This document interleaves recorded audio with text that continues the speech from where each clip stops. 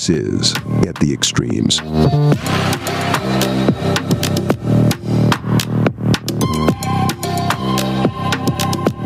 Beloveds, welcome back to At the Extremes, the podcast where we discuss the extremes in our society and how we got here. As always, we're your hosts. I'm Greg. And I'm Serge. Today, we're chatting about the week that was, but before we get into it, silver linings. So for me, I'm a week late, but a silver lining is that the Seattle Seahawks Oh, that's right. I saw this. are going to make it back to the Super Bowl. How are you feeling? Are you confident? Have you been watching? No. I checked the scores, but I really didn't know that they were that solid until like November, December. And I was like, oh, okay. Attorney Mike would be disappointed in you. He would be. But to my defense is I don't really have cable TV, and they're not playing a lot of Seahawks games out here in Baltimore, Maryland. So, I after every game I check to see what the score is and cheer on the team. But between podcasting and keeping up with the Arsenal. And that was going to be my follow-up. Are you more of an Arsenal fan now than you are a Seattle Seahawks fan? Well, I have a lot more access to Arsenal matches, and there's a lot more Arsenal matches. But I do have to say that I have not flown my Seahawks flag at all yet, and I've flown two different Arsenal flags. Come on, get in, you boys. So but I follow sports kind of in general, just loosely. I will be paying attention to different basketball games and stuff like that, but I really get into stuff like during playoff season time. Like that's usually the time where I'm really gung-ho and ready to get after it, just because the playoffs to me are the most exciting, or the final part of the season when you're finding out which teams are going to make the playoffs or not. And so that for me, that's my jam. So March Madness, the NCAA tournament is like custom built for you then? Like that's like peak watching for you? I have to say, like, this might be a hot take, but I think that might be like that first weekend's most exciting, like in sports, just with the big upset. Sports. Wow. Period. Wow. I mean, not for a means to an end, but for like a tournament style play where we had a UMBC beat Virginia. And the first time ever that a number 16 seed beat a 1 seed. That hardly ever happens, but those games are just so exciting, and you get to hear about all sorts of just schools that even have Valparaiso, like you have all these schools that I've never heard of that are in there, and it's fun. Makes for good viewing for sure. Exactly. I used to have a buddy that lived downtown that would rent out a space, and he was a big Kansas Jayhawks fan, and he just loved watching the games, and he would get a bunch of friends and people there, and that would be his thing. I've not really latched onto the tournament. I think this year maybe we should try getting me into the tournament. It's fun, yeah. Yeah. I'll entertain it. Yeah, I'll entertain it. It's again, things have changed a lot with NIL and transfer portals and stuff like that. Sure, which I'm all for. Let players make as much money as they can. They're going to make money off of their back. Yeah. But it's just, for me, it's just super exciting. Like I like that, and we were discussing earlier about Arsenal and the Premier League. Like I like that teams can out and out win the league, weeks in advance. Yeah. But I also would like to see a little bit of a tournament at the end, sure, just to make it a little bit more exciting. Yeah. I mean, I think there is something to be said about having tournament play. I think that definitely adds a different level of jeopardy to all of it. But yeah, I do like knowing that if our team does the business, they can put it away, hopefully, prayerfully, here pretty soon. Absolutely, and I think also too, the way that Premier League soccer is set up, it's too overwhelming with all the like the FA Cup, Carabao Cup, Champions League. It's a high barrier to entry too, right? And there's a shit ton of games that you're playing. A lot of games. It's like the NHL in that way, right? Like well, they're playing like 3 or 4 games a week sometimes. And it's like, I can't keep up with all of it. Like, I love the Colorado Avalanche, but like, I can't keep, like, I'm not watching West Coast Hours. No. It's insane. For me, from shout out to an artist on Reddit whose artwork is the episode art for this. Their name is ahalforc. So check them out on Instagram or on Reddit if you prefer that.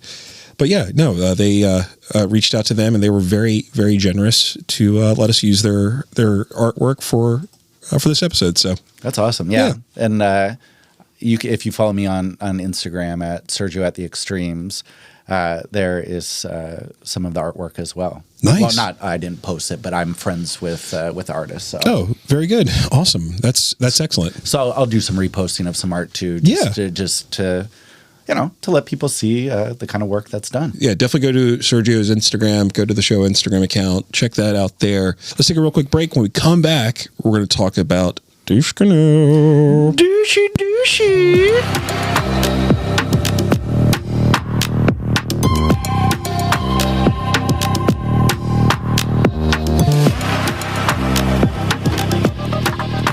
We're back. Sergio, how about you go ahead and douche us, bud? Before we do that, I feel like I'm starting to creep into becoming an older and older man. Like I have a paper towel in my pocket right now that I'm using to blow my nose in. I'm just one step from having a handkerchief. Dude, handkerchiefs are back. Are they the thing? Handkerchiefs are back. I didn't know that. Dude, I've got like a shopping cart on this one website full of them. I'm going to send it your way. Completely back. Interesting. Yeah, dudes are carrying handkerchiefs again. They're kind of gross, though, when you think about it. They're disgusting. Yeah. But it's also, too, like going around carrying tissues. And what I don't like about tissues, especially having a beard, is that the little bit of tissue breaks up and then you look like you've railed some coke. Oh, yeah. Yeah, you've been on the slopes. Yeah. Yeah. No, honestly, it's more sophisticated looking carrying a handkerchief, too. These are all things I've been reading in Gentleman's Quarterly, so I'll send it to you. Heck yeah, we're becoming gentlemen these days. Oh boy, that's a long way to go. We got our work cut out for us, but we're on the right path. Hell yeah! So Greg, let's go. Let's go. Let's go. Let's go. I'm fired up about this douche canoe of the week. Okay, because I think it's someone or people that we all have had experience with at some point personally in our adult lives. And I'm talking about douchey neighbors. Oh, okay. Go on. So, Greg, have you had any douchey neighbors within your time of becoming an adult, like when you were in college, when you were and Judy were first living together? Yeah, so there was a guy who was a little peculiar in that it felt like he had, what I thought were sex workers coming in and out of the house a lot. We also had, that's really the only neighbor that's been, we had like an older guy who we ordered groceries and they dropped him off at the wrong house and he refused to give them to us. That's weird. It was very off-putting, and I was told I wasn't allowed to say anything because he was old and I was going to get fired up about it. But since we've lived here, it's been pretty boring. I'll be honest. Okay. Yeah. I've gone through the gamut. I've had fantastic neighbors that are lifelong friends, that are listeners to the show. And I've also had some horrible neighbors. So I had some neighbors when I was living downtown that liked to just crank up British grime music at 2 o'clock in the morning, and it would be rocking and rolling. They also had, I won't use names, but their initials NMB. They had pit bulls that they decided to breed. Ooh. And they bred the dogs, and then some of them died. And so where we were living, we had a communal backyard. So there was 5 or 6 houses that didn't have a fence. So yeah, and so the dogs would run out, but they buried just some of the puppies just in the backyard. No way. In a communal backyard. What the fuck? Yeah. Dude, you had a pet cemetery going on? Yeah. Holy shit. Or they would let their dogs just shit outside, and they would just put like flower pots over the shit and not pick it up. I hate that. And so it was. That is the most frustrating thing about dog owners. Yeah. Who just don't pick up after their dog. I mean, and we can, we're going to get into it right now because I could continue to talk about those former neighbors, but what I really want to talk about today is it's winter season right now. Yeah. And you know, as listeners know, in the East Coast region, we got a lot of snow. Sure. And 8 inches. Sure. Ain't nothing. That ain't nothing now. And just to follow up on what you were saying, what's so annoying, what's really annoying too is when dogs just shit like in the middle of the sidewalk and the owner just doesn't pick it up. Oh God. And then you just see it. But I mean, thankfully now it's frozen. Let me walk back on an annoying neighbor. I'll give you mine. I think I've told this story to you off air. Maybe I haven't. Maybe I have. So we have a little camera that's not related to Ring or anything like that. And one day I walk out to put the trash out, come back, walk back out, and where there wasn't a turd before, there was a very large dog turd. Excrement, feces. I fucking lost it. So I went back and I'm looking through the timeline on the phone, like to try to find this on the camera. Found out who it was, bagged it for them, took it to their house and put it on their porch, and like had like a little note. And I followed them so that way, like I knew where they lived. I followed from a distance. They didn't know I was watching. But fuck them. I hate that shit. That is incredible. I will bring you your dog shit for you if you leave it in front of my house. Interesting. Same old guy who fucking held onto our groceries. He did the same thing. Got it right on his porch. Ding ding. Here's your dog shit. But so with this weather that we've been having, it can bring out the best and the worst in people.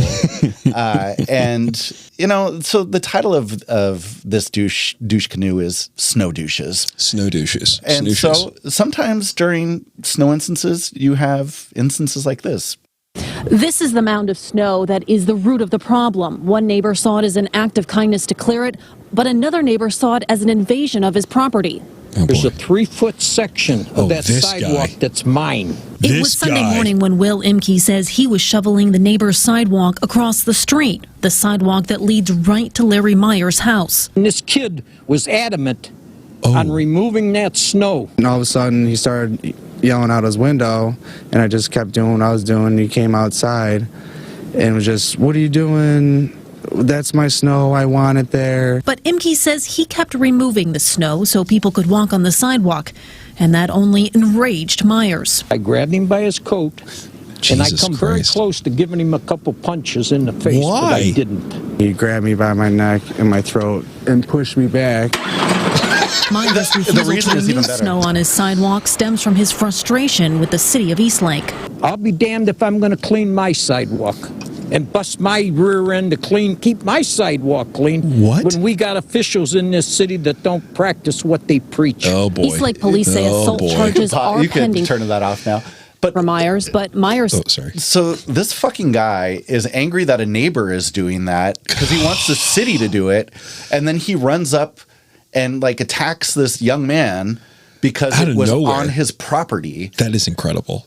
And then I love kind of the Rust Belt accent. Oh, it's such trash. On my property. Yeah, it's such a trash. No, I'm kidding. No, we're not going to say that about that area. I But will. well, you're local, so you can say whatever you I'm want. local, Wayne. So you have people like that, right? Yeah. You have people that are doing things like that. I don't know where you've lived throughout this in Maryland, different cities or different areas, but I don't know if you've noticed that sometimes people like to dig out a spot and they just like to put a chair in front of it. Do they? Yeah. Have you seen that? No. Oh, in I've the- got a driveway, so Well, lucky you. I mean, well, that God, everywhere I've ever lived, I've never had that issue. Well, I've lived in the city and downtown and in different areas. And so people, what they like to do is they like to dig out a spot and they like to put their lawn chairs there, signifying that it's their spot. Oh, this is something I've seen like parades too. Like put blankets down and chairs, like, and they just leave it there. Yeah. Expecting you to not throw it away and then throw it in the dumpster. Right. Well, so our mayor, Brandon Scott, said, if you put a lawn chair out there and I see it, it's going away, Scott said. But if you're doing that, take the next step. If you have an elderly neighbor, dig their spot out too. Don't just dig out yours. Well,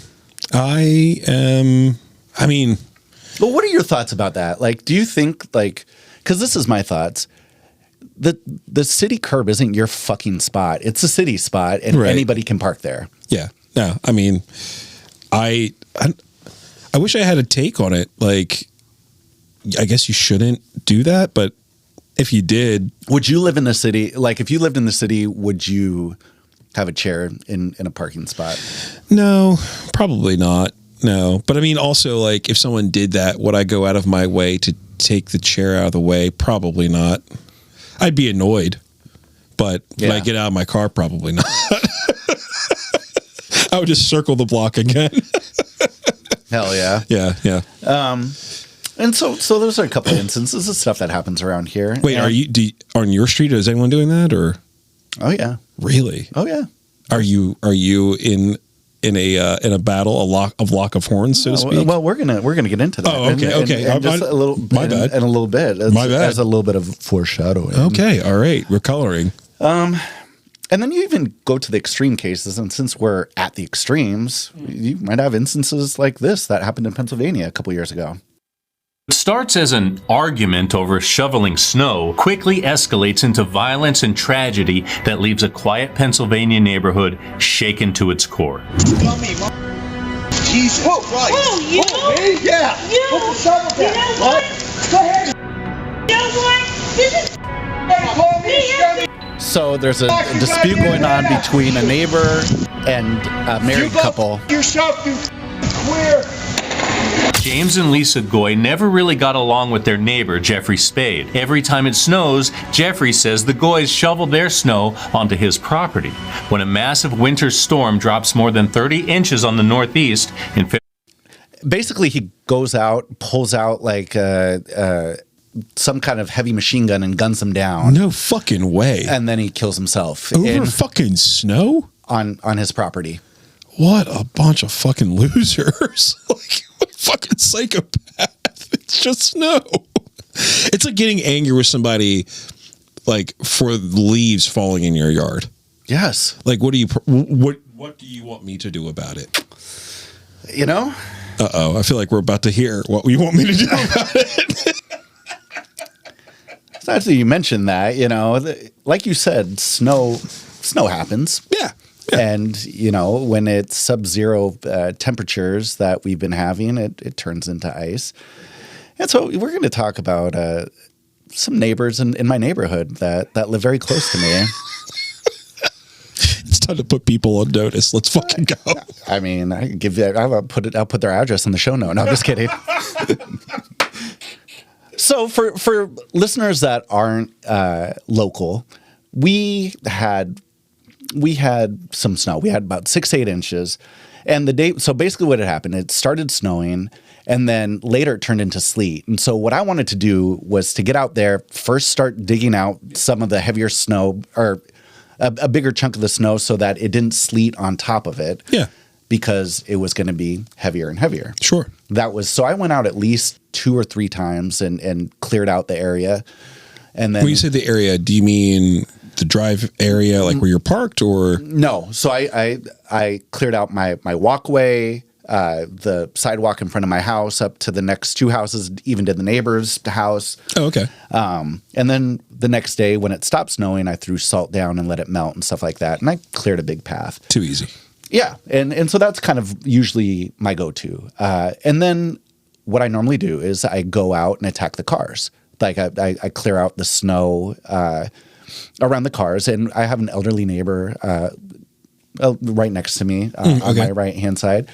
And I want to help her out. I want to make sure that she's not having it. It's hard work. Living alone. Yeah, exactly. Too easy. Yeah. I mean, trying to do that. Doing the neighborly thing. And then another neighbor whose husband was away and she was taking care of their child. And so I was like, I'll dig out your car too. Sure.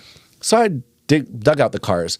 And actually, I want to ask you this as just somebody who's been around in different areas of Maryland with snow etiquette. And I would like to hear some listeners' feedback as well. But when you dig out cars, what do you normally do with the snow? Because what I do is I will dig out, especially the side where it's the cars, on the street side. Mm-hmm. I throw it back out in the street. Ooh. And I don't know if that's, but only for the first day when it's still like before the plows have come. Okay. Because then the plows take it and then it's salted. So but I was looking online and it seems to not be the most kosher thing. So I just wanted to hear if that's something that you would have done. Yeah. So I guess when it's snowing, just pop it back out to the street. Plow will come through, blah, blah, blah. But if it's cleared, that's a no-no. You put that on the sidewalk area. I totally agree. Yeah. Okay. We're on the same page. Absolutely on the same page. So when before the plows come, just chuck it out there because it's going to get plowed and it's going to make it easier for people to get into their cars from the sidewalk. Agreed. So that was my thought process. So in life, we have those people that are on top of their stuff. And I'm kind of a procrastinator and I slack on many, many aspects of my life. But when it comes to snow removal, but not shoveling. No, I'm serious. Like, homie, don't play that, son. But we have neighbors that decide not to do that and have fancy cars, and the snow just piles up on their side and it freezes. Wait, so they're not shoveling at all? Nope, hadn't shoveled for 2.5, 3 days after the terrible event. idea. These people, Terrible. These people. And so I look out late one evening. I think it was what day is today? Is it today? Sunday. I think I looked out Saturday afternoon, and they started getting after digging their cars out. And so what I noticed that they start doing is that they start throwing all their snow right near one of the cars that I dug out. No. Like lots of it. That's a fight. That's a fist fight. So I was livid. I was, and you know me. I'm not. I get passionate, but I'm not like a super like aggro kind of guy. Yeah, I'm not an aggro guy at all. So I start grumbling loud to myself and just people these days just nobody like. I'm also kind of like a parking, like I get obnoxious. Like, why do the people across the street have to park in front of my house? Why can't they park over on their side? So I'm turning into a guy. I'm getting my handkerchiefs and angry that people park on their side. Get off my lawn. But these people have the audacity to just throw a ton of snow right in an area that's already been cleared. Yes. Yeah, that's fucked up. If everyone's like, we have this communal dumping area, go for it. But so my kid hears me grumbling and asks me, Dad, why are you so mad? And I let her know in a very appropriate way. In no uncertain terms that our neighbors are pieces of shit. And then, so she says to me, Dad, you need to go give him a piece of your mind. No shit. And I was like, you know what? I am. Thank you for the encouragement. So I start going through all the things I'm going to say and how I'm going to word it. Oh boy. And, I go starting to stomp up there and then what do you think happened? You turned around. Nothing, dog. I didn't fucking do that. Like, I'm the most passive aggressive wimp ever. You didn't do it. I definitely didn't do it. But I'll tell you what I did do. Sergio. I'll tell you what I did do. I cleared off that side of the of the car again. I just tucked my tail between my legs and got back to cleaning. But I passive aggressively took one shovel, one big scoop of snow shovel, and dumped it on their sidewalk. So they had to step up a little higher. Oh my God, Sergio, you are a fucking bad boy. Real bad boy. I can't believe you, dude. Bad man. With one snow One shovelful? Dude, you are living on the edge. I also thought too, like, how big of a prick am I going to look like? Because all the neighbors can look out and see this guy walking diagonally across. Hey, you do it to me, I'm doing it to you. Yeah. So they got one. They won. One shovelful of. But they won, sir. Yeah. They did. They beat you. You know what? I don't really care all that much. I cared for a minute, and then I was just like, yeah, whatever. People are just gonna be, douches. Yeah. And so, you know what? I want to say on the positive, we have people like Josh in our neighborhood who have a snowblower that go through and did at least one pathway through all the way around the neighborhood. Big up yourself. So that's awesome. We had neighbors that were also communally just digging out stuff. Like I was helping out elderly neighbors and other people just because it's the right thing to do. Yeah. And, we have the douches, but I also want to just discuss these are some of Sergio's strategies of what to do. Number one, don't be a selfish douchebag. Number two, help out neighbors that have limitations and see what you can do for them. Sure. Work as a team with your neighbors you get along with. Have some beers while you're shoveling. There's nothing wrong with having a cold one. It makes the time go by quicker, and you get engaged in more conversations. Sure. If you live in the city, the sidewalk or the curbs aren't yours. Don't block them. Don't block them. Don't block them off. You don't get to put a chair there. Fuck your chair. Don't fucking put no chair there. And most importantly, don't be a passive aggressive wimp that doesn't like confrontation. So with that being said, don't be douchey snow neighbors. Think of other people.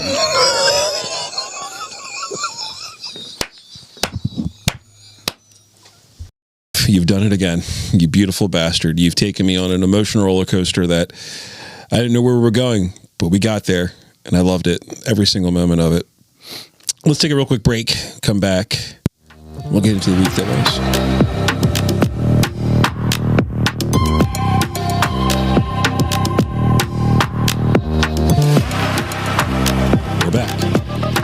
So let's cover some of the this past week's news before we get into our deeper dive. And for those of you keeping track at home, we've now moved into the arresting reporters portion of the authoritarian playbook. Don Lemon, former CNN anchor and now independent journalist, was arrested for his coverage of the church protest that happened in Minneapolis 2 weeks ago. Lemon's been a vocal opponent of the administration and Trump in particular. And when asked about it on Air Force One, Trump gave his opinion, which, as you could probably imagine, is super classy. I don't know anything about the Don Lemon thing, but he's a sleazebag. Everyone's known that. He's a washed-up. Probably turn lemons into lemonade. The best thing that could happen to him. He's getting, he had no viewers. He was a failure. He was a failed host, and now he's in the news. I didn't know anything about it. No. So he, Trump, being who he is just going to hand wave this thing away. But really what it comes down to is this is now a pretty dangerous precedent, right? Like the president and the Department of Justice are actively going after people who are covering things the way that they don't want them to. Or in Pam Bondi's case, I think she said something about this being an act against Christianity. And so this is because, they really started to bump that up when they first came in. Any attack on Christian faith is going to be prosecuted as a domestic terrorist act. And so this is right down the middle of the plate for Christian nationalists to sink their teeth into even further. The administration stands with us. We got to stand with them. It's building the the group think even further and deeper, which is, troubling if you're paying attention. I couldn't agree more with you. I think it's just he continues to do everything that he says he's going to do, and this was going to be his term of vengeance against his enemies.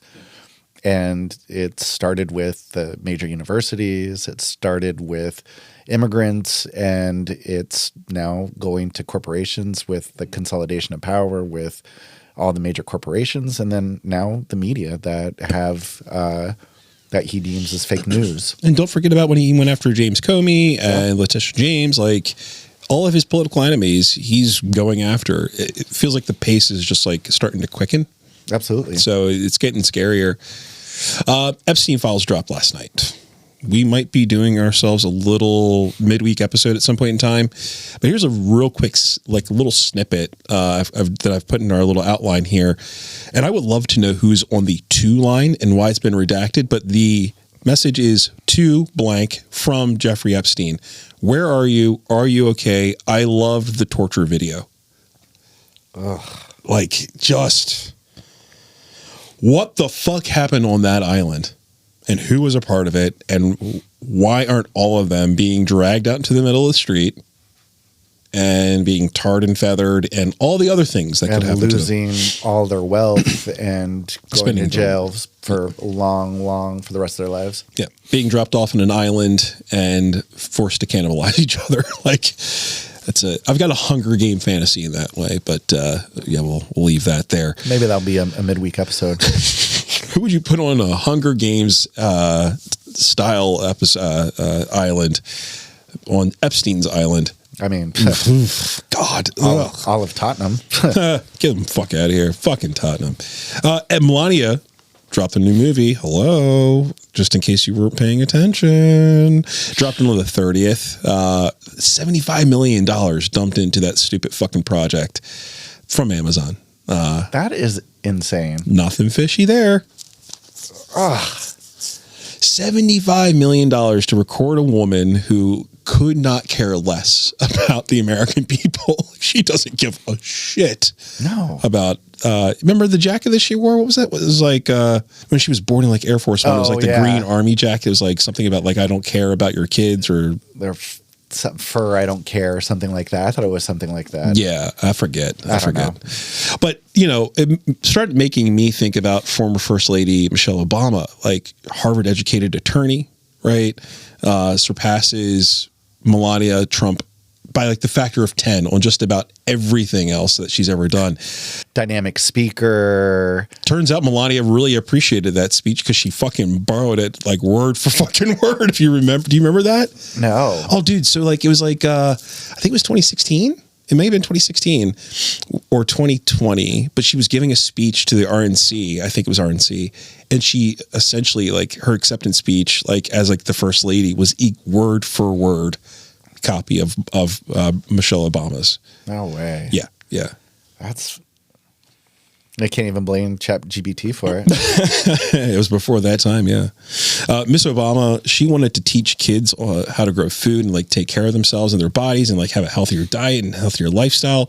And Melania just spends all of her time designing dresses and clothes for the millionaire class and pretending to give a flying fuck about like bullying.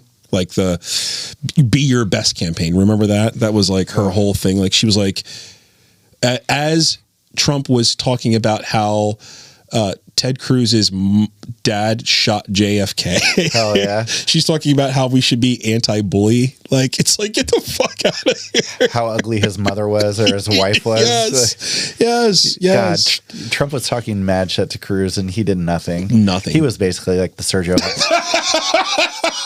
You could say he saw this as a snow shovel attempt. I'll show you, Donald Trump. I'll endorse everything that you say. I will stew silently in this corner. God damn it. Anyway, Melania, the movie debuted opening night in the United States. I think it got like $3 million, $8 million worldwide. So it's like a gigantic failure, but that's not the point, right? Like the point is this was a $75 million, like, hey, here's a donation. Yeah.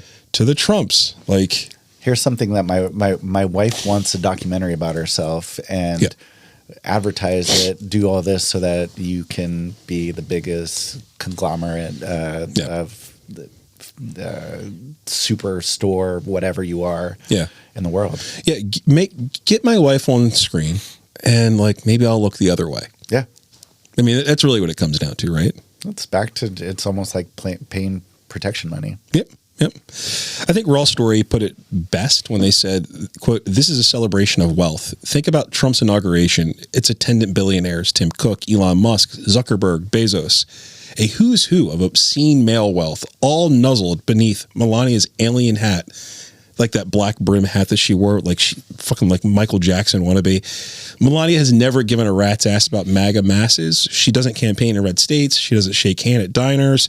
She doesn't glad hand at rope lines. She doesn't slog through town halls. She is just who she's always been. She does not give a shit about the American people. And this movie is just a showcase of that, from my understanding. So, well, yeah, I will give her props. She does have probably the best resting bitch face I think I've ever seen. Oh my God, doesn't she ever? Yeah, doesn't she ever? Mm-hmm. She's worked really hard on that, though. It's the one thing she's probably actually worked hard at. Or it's either that or the plastic surgery. Yeah, the forces for I think it's got a lot to do with the plastic surgery. And that's not like our dunking on Melania here is not to try to glaze over the fact that director Brett Ratner, this was his first film since all of the Epstein files dropped, and he was photographed like pinning another person to the ground and holding on to another person. And so, yeah, like he was a part of like the whole Me Too thing. Like he apparently like forced oral sex from some people as well. So like classy guy, sexually assaulting people. This is, I mean, like it just fits in with like the whole Trump, environment that they're creating there at the White House. So just super, I don't know, classy, a real classy environment. And Ratner's the one who did Rush Hours, all the Rush Hours and Red Dragon. Oh, okay. Yeah, no, I knew about the Rush Hour one, but yeah, no, he's a real piece of shit. And that's Greg's Gossip Corner. That just that's my new segment. That's where we cover all the hottest gossip in the Trump entertainment world. 2 snaps. Let's revisit with Alex Preddy, the Alex Preddy situation in Minneapolis along with ICE. So the AP published new footage. Did you see this? It was at the 11 days before that. So essentially in the footage, he goes about getting into a verbal altercation with ICE. As they're driving away, he does something I wouldn't do, which is kick a car. Not that justifies him being murdered, by the way. It's just not something I would do. When you're dealing with ICE, and the right wing has latched onto that like a barnacle to a whale. Like it's become the new narrative, right? But I don't know. What were your thoughts around it? I heard it too, and I saw the video, and again, that's not for ICE to execute somebody in the middle of the streets because they kicked a car. That is not the way that we're supposed to follow protocol and laws. They're not judge, jury, and executioner. If he kicked a car, great. Get him for destruction of property or whatever. Yeah. That doesn't mean you get to shoot him 10 times in the back and kill him 11 days later because, he's been an agitator. Like, this people are allowed to protest. They're not allowed to damage things, but then that's why you use your powers to, go through the judiciary. Yeah. You don't. To your point, you don't act as a judge, jury, and executioner in those moments. You use the power of law enforcement to handle a very civil, give them a fine for destruction of property, and that's how you handle these things, not through murdering him. And there's never any justification for. There's one thing if they are in fear for their lives or something. Kicking a car doesn't change the narrative about anything. No, so agreed. Who gives a shit? Yeah, I mean it's a nothing burger. To borrow a term from the Trumps, it's a nothing burger. But it's a nothing burger that they want to make. They want to continue this narrative that this is an extremist that came in with 2 loaded magazines that wanted to cause extreme damage and murder lots of people. Yeah, no, you're right. Like the right-wing media propaganda machine went into hyperdrive around the murder of Preddy. We all remember the calls from the right wing when their martyr and head propagandist Charlie Kirk got Mangione to dial down the temperature and the rhetoric. But, this guy, his name is Charles Marino. He was on One Voice America. He got on and he gave his thoughts around the murder of Alex Preddy. And the Second Amendment does not come without some responsibility. So shame on that individual for creating the very consequences that ultimately cost him his life, unfortunately. So what does that mean? He blamed him. He blamed the victim for the violence that was exercised against him because he was carrying a gun. And that's his fault in a country where you're supposed to be able to conceal and carry, especially if you have the paperwork and documentation. Not that I agree with that, but like those are the rules, and he was following all of the rules. But it's only again, it's a fixed game. It's only rules when it fits your narrative. That's right. And it's not January 6th people that are coming in. That's right. Looting, threatening, beating up police officers, bringing automatic weapons onto federal property. Yeah, no, it's a farce, is what it is. It's a farce. Laura Ingraham got into the mix on her program. She attacked lawmakers for saying that Noem is unfit to do the job of DHS secretary, which is, a significant shift in the MAGA coalition. But let's hear what Laura's got to say about this. Let's not. Fuck so the Laura. shooting deaths of Alex Preddy and Renee Good were tragic. We all know that. But what the monsters are doing who crossed our borders illegally and have done to our country is unadulterated evil. And it's caused by Joe Biden's open borders. And I have no nice words, by the way, for Republicans using this as an opportunity to trash DHS. Like the man who's too scared to face his own voters for re-election, Senator Tom Tillis of North Carolina. He felt the need to chime in. Now, don't forget that Tillis is for immigration amnesty and loves importing foreign workers. Loves it. And there's Louisiana Senator Bill Cassidy. He's no better. The man who begged Trump for help in campaigning only went on then to help Biden pass that outrage of a $1.2 trillion infrastructure bill. Oh my God, now? How dare He's complaining about DHS. He is in no position to give advice on anything. She is one of the most disgusting human beings. I mean, she's on a list of a long litany of people that are disgusting, but she is so disgusting, referring to humans as monsters. Yeah. And that's a blanket term used for anybody that's come over. The whole thought process with the immigration is, yes, the border, there was a lot of crossings, there's a lot of stuff, but there's been no reform done to try to get things done in a more proper way where you have way less immigration judges and these cases get stalled out and people have to live their lives. They have to survive. They're sending money back to where they came from. And they just want to demonize brown people. That's it. Yeah. And they are and Tillis is such a joke too. Oh God, yeah. Do talk about it. I don't want to hear anything from Tillis, who isn't even running again, and he's either just deathly afraid, which I would probably be afraid of the MAGA folks and the alt right, but he's still just sucking up to Trump in so many ways. It's like, who the fuck are you? Dude voted with him 90% of the time. He's hardly a rhino here. He's hardly a Republican in name only. It's not that Tillis is against any of what's happening. He just wants it done with a veneer of professionalism. That's it. It's not about the deportations. It's about how it's the visuals, the optics. Yeah. He just wants it to be clean. And I think what he wants is for it to kind of go back to the Obama deporter in chief kind of thing, where it was targeted. Obama got a lot of people, deported a lot of people from the country. The most, I think he deported the most. More than Trump ever has. Yeah. Yeah. To this date. Yeah. Right. More than any other president, I think, ever. So he did it under the auspices of all right, this is targeted. We're doing it this way.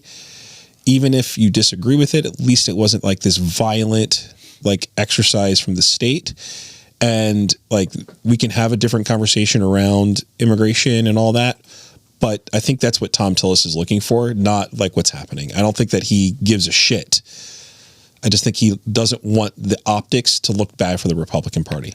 And there also has to be stuff because it's a complicated, nuanced policy. You have people that have been here from El Salvador since the 1980s that are on temporary protected status, that have lived in the United States for 30, 35, 40 years. Yeah. So what the fuck do you mean? if you don't want to make them citizens, then what are you doing? You can't continue to give them TPS and just have them waiting in limbo. Yeah. You can if that's what if the aim is to get them out, like you just keep doing it. Or DACA, or so you have kids that came here when they were children that only know the United States. Yeah. And against not their action, by the way. No. Yeah. So it's stuff that we have to do because we aren't going to be. I mean, the Trump administration is trying to make it so that brown people don't come in, but we have to do something because again, a lot of you think about the agriculture, how much that is in Maryland. Crab picking is a huge industry where locals aren't doing it. It's they have to depend on migrant help, construction, restaurants. They're all going to be impacted. Yeah, I mean, I think the special runoff that happened in Texas recently, one of the main things that was happening there is that they were saying, look, we've got all of these lots where construction started, where there are a bunch of empty lots where homes were supposed to be built.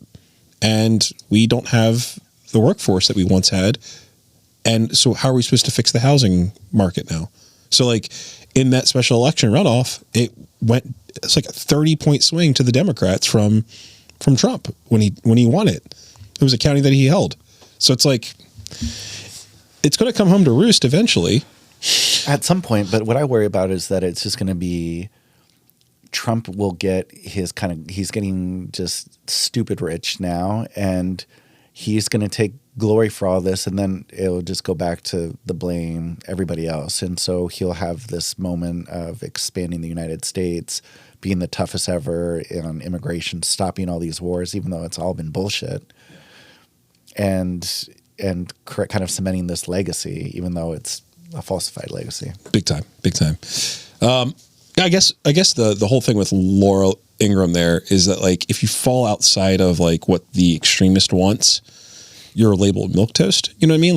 When you've had the hard stuff, it's hard to go back to caffeine alone. You know what I mean? And I would love to hear from the right-wing equivalent of the hard stuff, Nick Fuentes. We are outnumbered by non-whites. They tax us. They expropriate all of our stuff through fraud, through guilt tripping, minority-owned businesses, all this kind of stuff.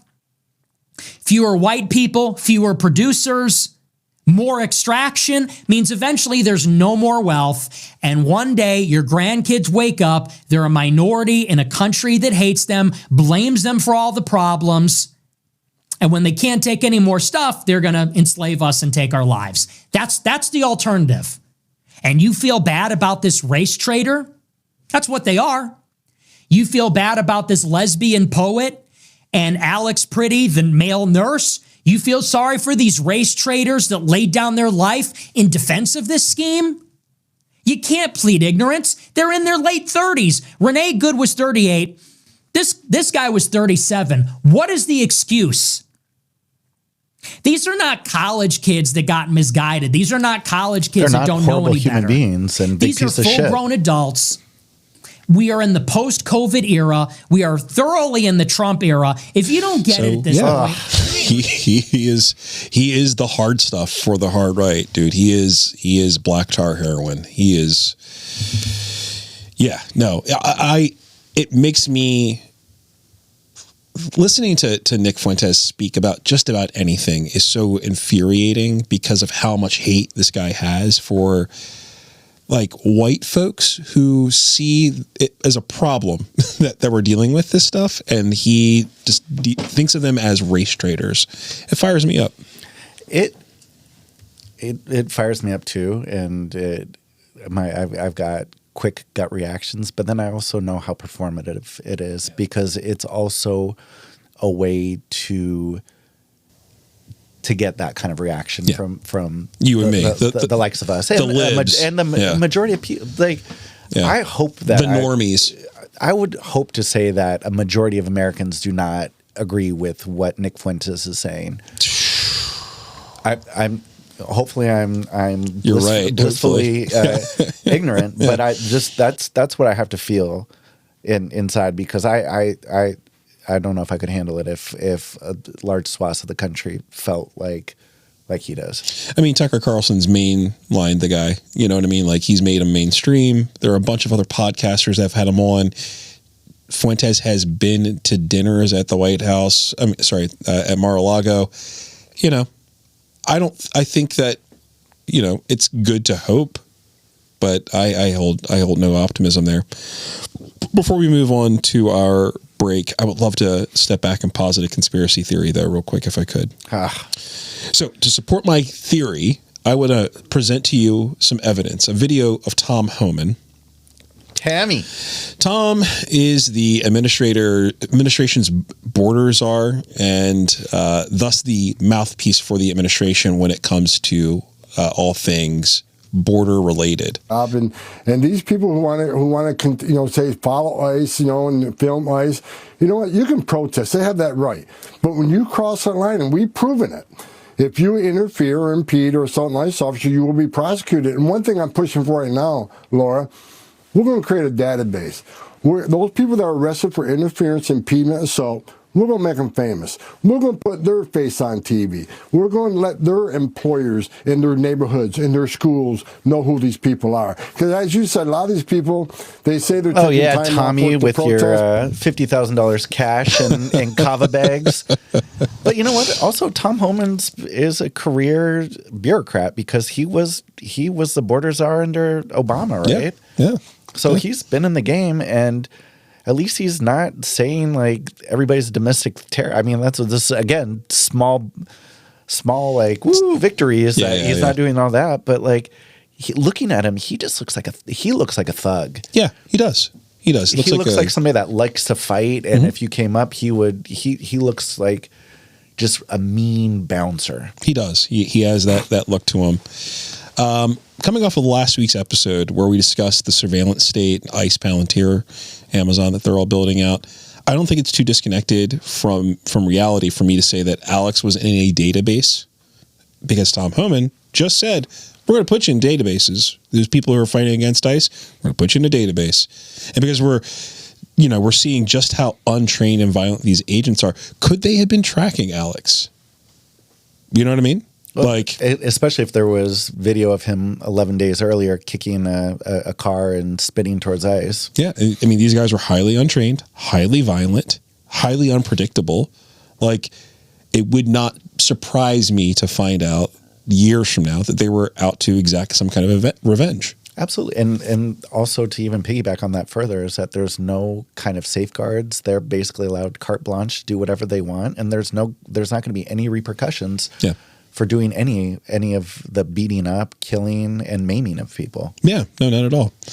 Last thing, it is encouraging to see, to your point, Tom Homan, a professional bureaucrat, he's been there, he's done this thing a lot. And a lot of people are seeing ICE move out of Minneapolis. And I think it's a good thing. It's encouraging. We shouldn't see tiny victories and say, well, what, this is bad because of this, and this. Like, I am encouraged by that. But we shouldn't be confused with them turning the temperature down. Like, this isn't them doing that. They're going to cities all across the country now. I remember playing a game called Civilization. I'm not sure if you ever played. It's like a turn-based strategy game. Yeah. So it's kind of like you can like create like your civilization. So you like sign up as like the Egyptians or the Romans or whatever, and like eventually like you start like your borders start bumping up against like other civilizations, and eventually you go to war and all this other stuff. So what I would do is I would like take soldiers, I would place them around like strategically, and I would invade like smaller like satellite cities, and then like once it got a little too busy there, I'd pull the troops back and then start attacking other satellite cities just to like kind of keep like the simulator confused, like a blitzkriegen. Yeah. And so like, I kind of see like what's happening there because just last night they were in Oregon pepper spraying children in the middle of a peaceful protest again. So it's, to me, we're seeing just the movement of troops from one outer limit city like I did in Civilization as a kid to another one, and then another one. Like, there are tiny little fires everywhere. And, at least we're not in Minneapolis anymore, though. You know what I mean? Like, I want to be encouraged. I want to feel encouraged. But, like, when you see like, oh, well, they're still attacking people in Maine. They just like assaulted the fuck out of some people in Pittsburgh. There's rumors that Baltimore is going to start to. They just bought a storage facility in Hagerstown, which is on the outskirts of town. Like, you know, from Baltimore, it's like an hour and a half, whatever it is. But, you know, they're going to Philadelphia. Like, it's a pause in for the build up so they can realign troops.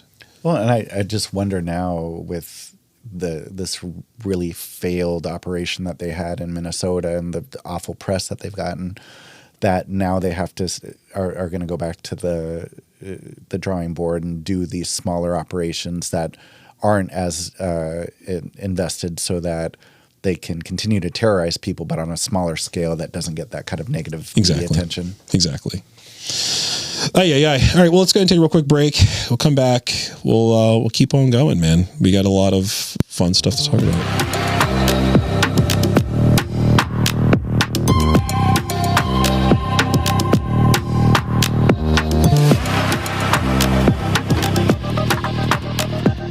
We're back. So, Sergio, it would not be one of our shows without talking about Trump. So, Trump in his, I don't know, his aging brain, he thought it would be a good idea to hold a rally in Iowa on the night that not the night that Freddie got murdered.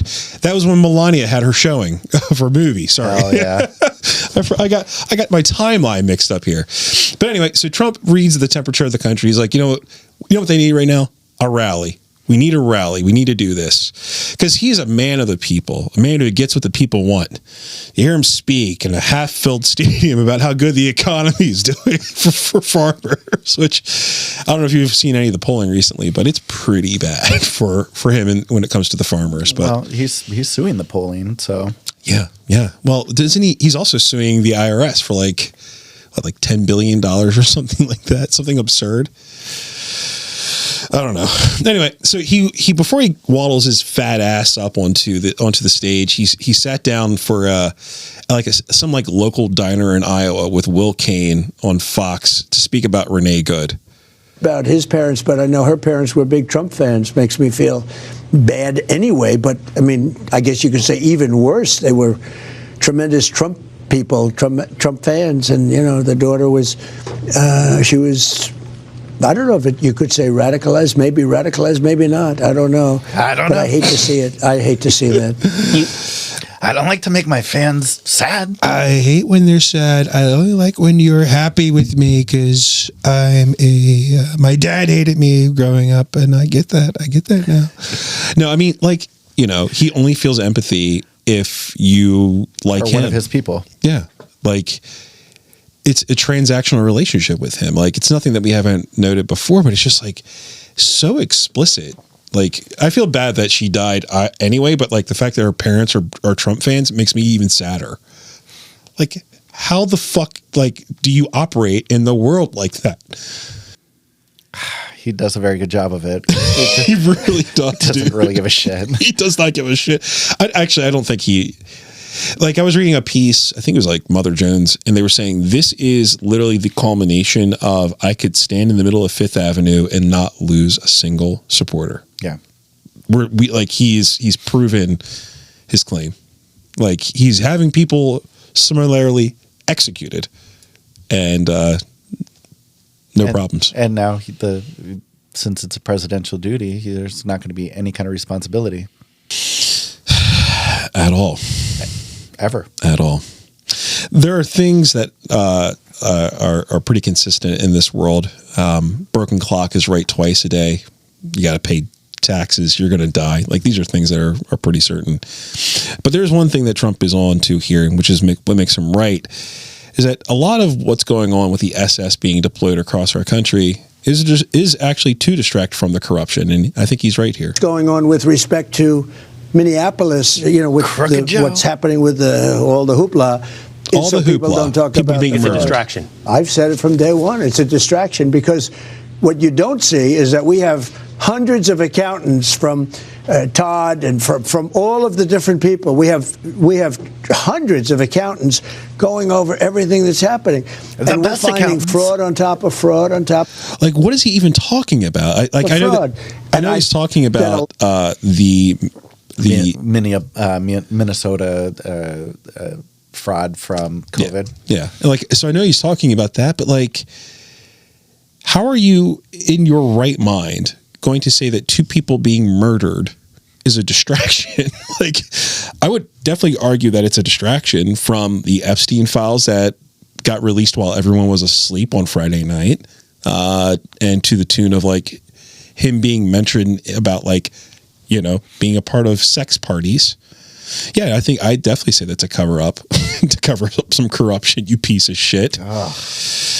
But no, so I mentioned the rally, and at the rally, he started mumbling about some shit, and I just wanted to play this because, I can't believe it. If a Democrat got a half a point down, this is like hundreds of, depending on the way you want to calculate it, you could say it's an 80% reduction, or you could say it's 1,000% reduction. You could say whatever you want, but it's an 80% it's the biggest reduction in history by many, many times. I did say. So he's talking about, I believe he's talking about the pricing of drugs there. So you can calculate it any way you want to. 80%, 1,000%.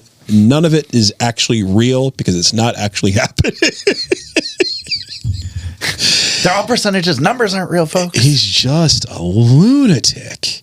Oh, did you hear about us invading Ecuador? No.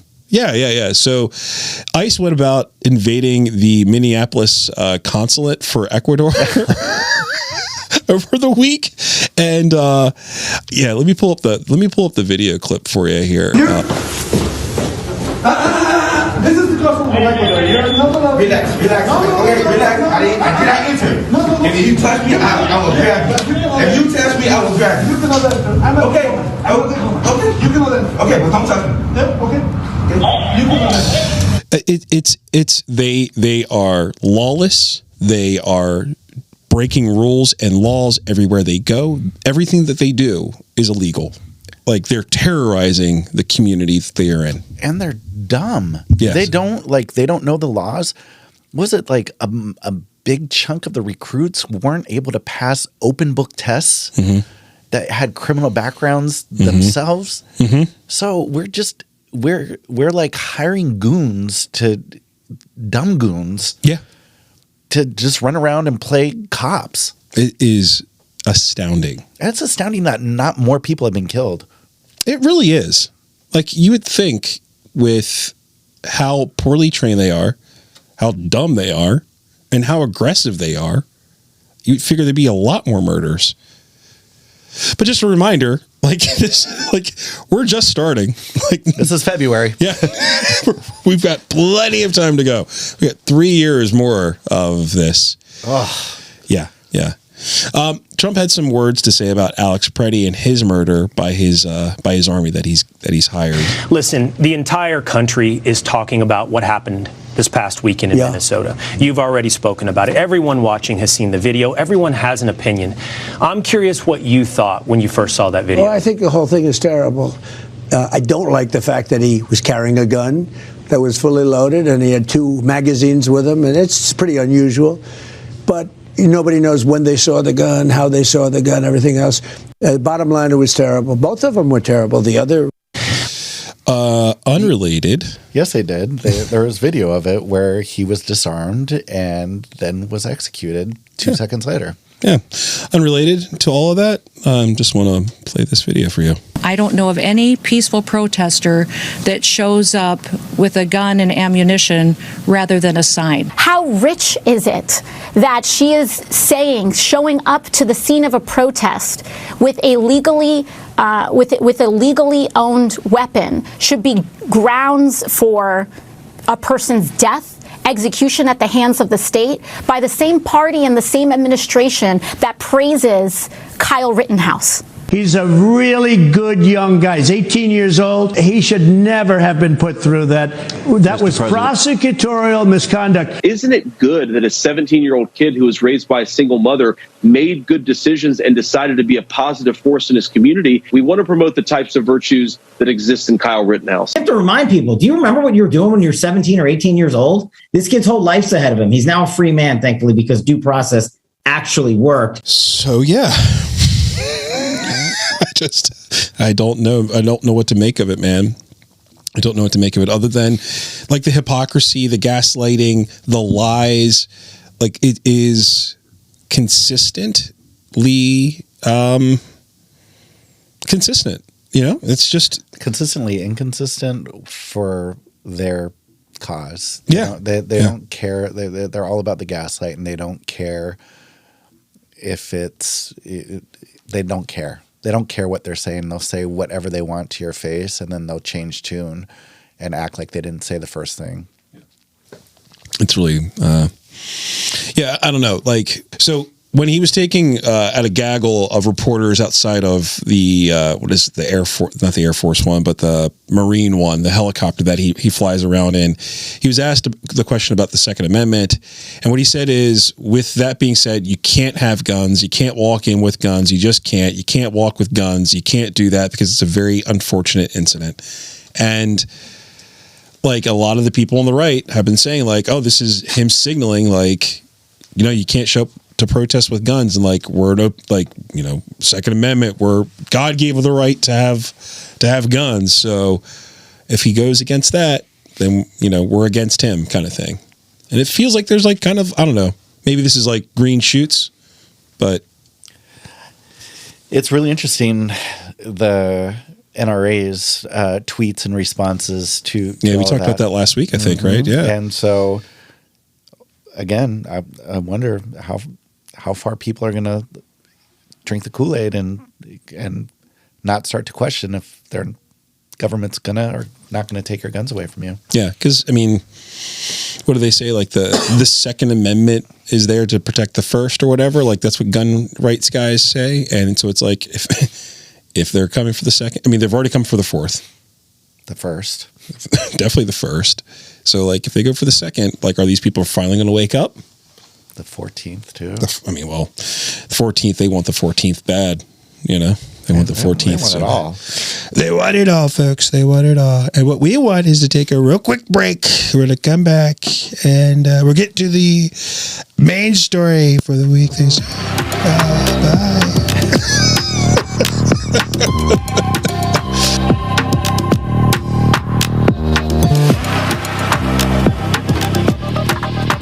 We're back. So 2020 feels like a lifetime ago, but for Trump and his allies, 2020 election cycle is a fresh wound that refuses to scab over. Trump has railed against the fairness of the 2020 election because he deems mail-in voting to be fraudulent, and because he lost in 2020, he won't shut the fuck up about it. Had no problem with it in 2024, though, if you recall. Yeah. So here he is at the World Economic Forum 2 weeks ago. This is 6 years later, by the way, 6 years later, and he still won't shut the fuck up about this. The war with Ukraine is an example. We are thousands of miles away, separated by a giant ocean. It's a war that should have never started, and it wouldn't have started if the 2020 U.S. presidential election weren't rigged. It was a rigged election. Everybody now knows that. They found out. They found out. People will soon be prosecuted for what they did. He wasn't lying. It's probably breaking news, but it should be. It's a rigged election. You can't have rigged elections. You need strong elections. Strong elections, folks. Strong elections. I mean, I don't know. Like, while you were in Guatemala, like, Trump made some comments about the upcoming midterms, and this past weekend we saw the FBI raid the Fulton County clerk to reclaim those ballots, to recount the 2020 election. That was recounted at least 2 or 3 times. So many times. With their people, too, that found no irregularities or voter fraud. Yeah. Did we talk about the comments that he made about the upcoming midterms? No, I don't think so. Well, let's take a listen and see what your thoughts are about this then. We had the worst president, did the worst job, they had the worst policy. We have to even run against these people. Now, I won't say cancel the election. They should cancel the election because the fake news will say, he wants the elections canceled. He's a dictator. They always call me a dictator. You got to win the midterms, because if we don't win the midterms, it's just going to be, they'll find a reason to impeach me. He's not wrong. We don't impeach them. You know why? Because they're meaner than we are. They're meaner. I don't know how they're meaner or how you define being meaner, but like you said, he's right, and I would love to hear your more of your thoughts around that. I think he's a wiener. Okay, that is a thought. He likes to float things around, and again, will he actually do it or will he actually not do it? Because we all know he's not going to run for a third term, but he also likes to say crazy things to get the media worked up. And could Trump possibly do this? While he continues to just engage in unheard of corruption. Yeah. To your point, it's important to remember that federal law leaves no room for a president to cancel or postpone congressional elections. The timing of federal elections was set and is set by Congress, and the administration of elections is carried out by the states with oversight provided by Congress and the courts. And even under emergency circumstances such as a war or natural disaster, there is no clear mechanism for a president to unilaterally suspend national elections. He's been signaling towards it, though. Like you mentioned, he has been signaling at this for a long time about a third run, not a third run, but a fourth run. Third Reich? Hey now. But the premise, like he is sending these little trial balloons out there to see are people going to be okay with this?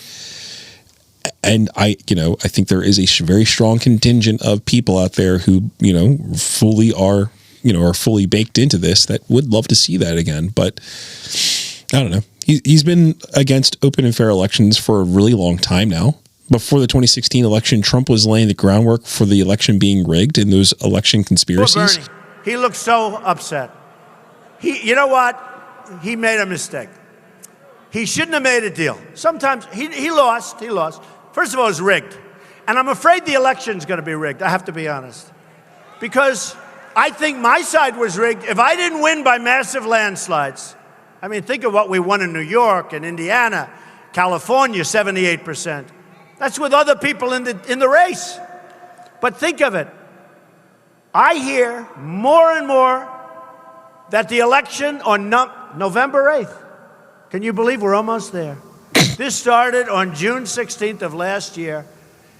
And I said, wow, let's go do it. Takes guts to do this, believe me.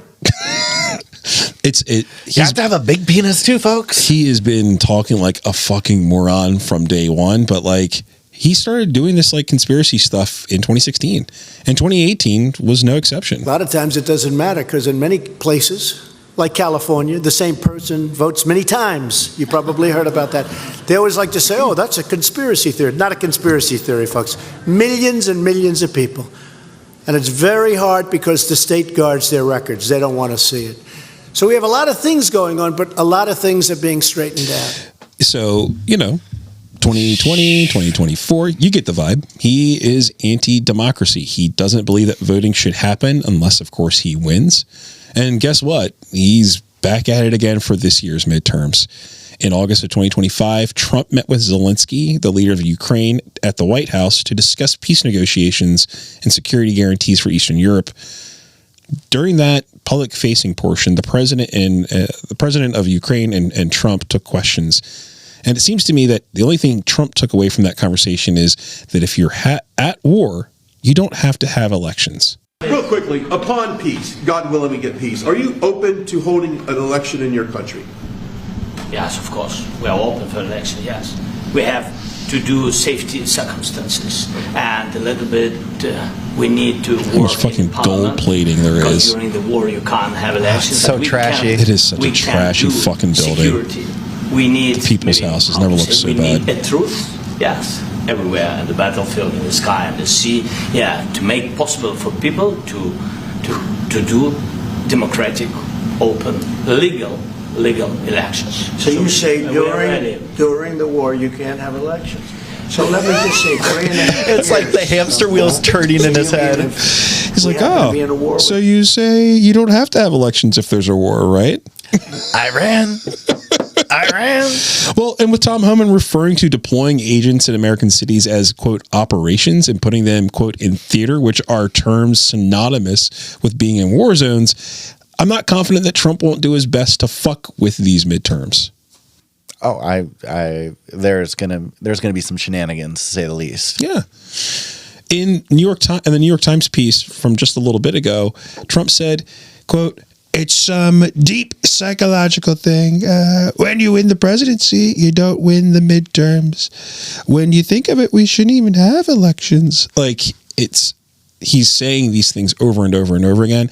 They're selling Trump 2028 hats. Like if you recall, when he met with Hakeem Jeffries and Chuck Schumer, he had Trump 2028 hats all throughout the Oval. I don't know why my brain broke there, but he had his Trump 2028 hats. It's because you're talking about Chuck Schumer and his arousal. God, Chuck Schumer, man, what a piece of shit. In a meeting with White House Republicans, Trump waxes lyrical on why having midterms is not a good thing for him. We talked about that, up top, with the whole, they're going to impeach me. They're going to find a reason to impeach me. And I was listening to a fellow by the name of Jamel Bowie, a New York Times contributor, and he was saying if the Democrats win, they should spend every single week in bringing new impeachment charges because everything that they're doing has been illegal since day one.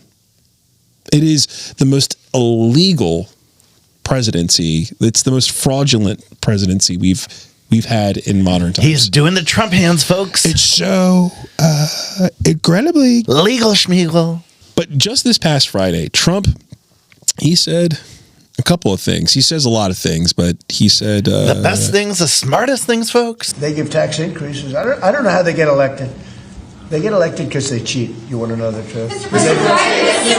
If they didn't cheat,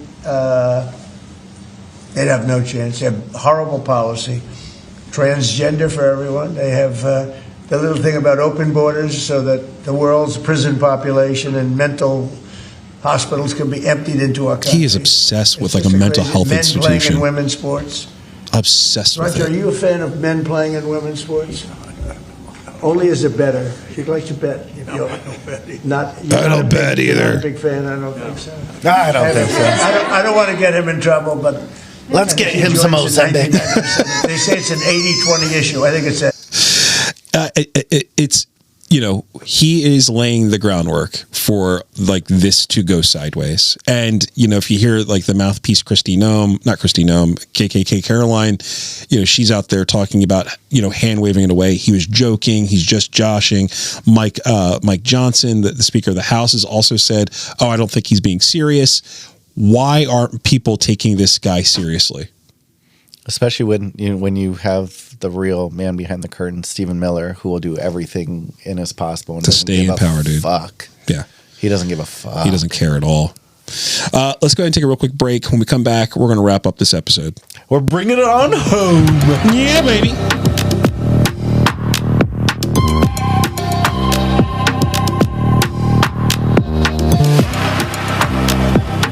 We're back. So, United States, we left off with talking about Trump and what we think they might be doing, or at least in my conspiracy brain. And I don't think it's that much of a conspiracy anymore. But anyway, the United States is really comfortable with creating new ways to limit who can participate in the democratic process. You only need to look back to Jim Crow as a major historical example. Black folks, of course, all throughout the South had obstacles after obstacle put in their way. Literacy tests, grandfather tests, education requirements, poll taxes, tons of blocks to get people to not participate. Currently, Project 2025 outlined a plan to rewrite how our elections would look moving forward. Enter the SAVE Act. It's one of the major pieces of legislation that has appeared from the fog of confusion that we're all living in right now. The right and the people who want fewer people to participate in our democracy think that the SAVE Act would only impact, quote, illegal immigrants from casting a ballot, something that has been proven over and over again to not happen in our country, as you've identified before, Sergio. Oh, I thought they were going to, like, get rid of the Electoral College, do, like, popular vote type stuff. No. Maybe make voting like a national holiday so everybody just has access. Fully right? democratize it? Yeah. Yeah. You would hope that to save our democracy. Yes. No. They just want to save it for white dudes. So the SAVE Act is another form of voter suppression. Make America Great Again means making it so women and people of color have a harder time voting and essentially turning back the wheels of time. Soon enough, they'll be putting in legislation to like outlines like you can only vote if you got property. You know what I mean? Like it's a real Handmaid's Tale situation that's happening here. Or if you're JD Vance, only if you have children. Because remember that one whole thing that he was talking about, how you're not invested in our country if you don't have children? And that pissed off the Swifties. It pissed off a lot of people. The single cat ladies, remember, if you recall that. Meow. Fucking cleaning myself like a cat. But what we know for a fact is that the SAVE Act would require American citizens to present a certified birth certificate or passport when they go to vote, or some kind of very official ID. This would eliminate anyone from the democratic process, to include young people, people of color, economically disenfranchised folks, or anyone whose birth certificate doesn't line up with their current last name, which eliminates 80% of all women in the country. So say women. In 2024, the Center for Democracy and Civic Engagement at the University of Maryland published a piece that identified that 10% of eligible voters in America don't have valid driver's licenses. So eliminate that 10% right off the top, like consider them to be part of the voting, base. There's 10% gone without having done anything else. So if you eliminate that plus all the women who can't vote anymore, one house, one vote. We've talked about that when we talked about, TradCons and stuff. We've talked about that. So, all that's been outlined in the SAVE Act. Like one of the top, on top of creating more barriers to entry to vote, the administration is intimidating states' attorneys now in Colorado, Nevada, Minnesota, and explicitly in Georgia. And why Georgia? Well, you would have to have fucking been sleeping under a goddamn rock for the last decade to not remember. So, look, all I want to do is this. I just want to find 11,780 votes, which is one more than we have, because we won the state, and flipping the state is a great testament to our country, because, and there's just it's a testament that they can admit to a mistake, or whatever you want to call it. If it was a mistake, I don't know. That is one of those moments where it should have been immediately disqualifying for this person to ever hold office ever again. Absolutely, and they tried to in Colorado, but the Supreme Court said, Yeah. And it's like, oh, okay, so the system actually does not work for democracy. Doesn't work for the people. It works for a very select group of very wealthy individuals who will ensure that you don't have to worry about anything financially ever again if you play ball. Yeah. Do the right things. Yeah. Get a gun license. Yeah. Jesus Christ. From the Hill, Fulton County played a pivotal role following President Trump's loss in 2020, and the Fulton County District Attorney Fani Willis indicted Trump on racketeering charges in 2023. All of this, in my opinion, is the revenge tour. Like we talked about it earlier. All of this is in conjunction with the revenge tour. So, with all that considered, and we've outlined, at least in my opinion, Tom Homan declaring like what they're doing as military operations with ICE, Trump hearing from Zelensky, oh, you don't have to hold elections when there's a war going on. I don't know. Maybe I am baking a conspiracy theory way too hard here and QAnoning it in my own brain, but it just feels very, very, I I don't know. It's not that much of a conspiracy in my mind anymore. It feels like Trump's going to weaponize the federal government to intimidate voters. The districts that are against him, he's going to use his power as the president with ICE to suppress the vote. And the government officials who are responsible for keeping our elections open and fair, he's going to intimidate them too, like he's doing currently right now with the Department of Justice down in Fulton County, Georgia. Sergio, final thoughts? Every time I come up to the studio, I just leave with a lot more anxiety. And no, I'm just kidding. I feel a lot more educated. But you're absolutely right. I think that, again, this is just a month into the second year of this term, and look at the chaos that's already happened.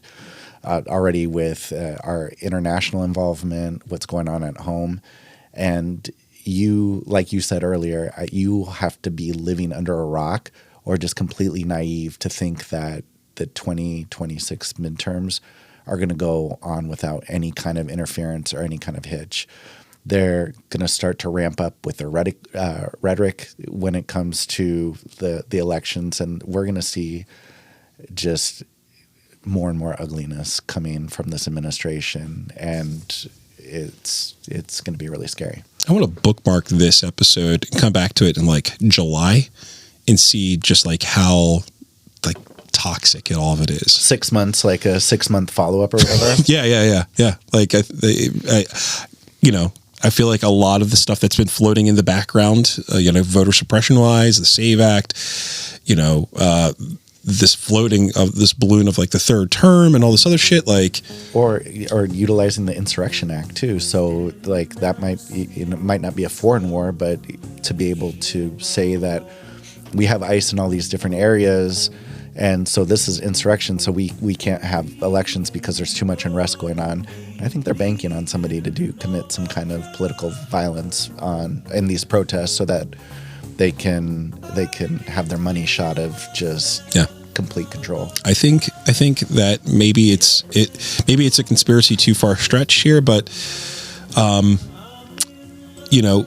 provocateur, the FBI has been used to provocate violence before domestically to instigate state crackdown. So I wouldn't put it past the federal government to do it again. But again, that's a conspiracy theory. I don't know anything. I'm just, I've read way too many Tom Clancy novels. Hell yeah. Anyway, thanks for enjoying another episode of At the Extremes. Subscribe, like, hype, share. Check the show notes for all of our show links, including our socials. And until next week, educate yourself, bruh.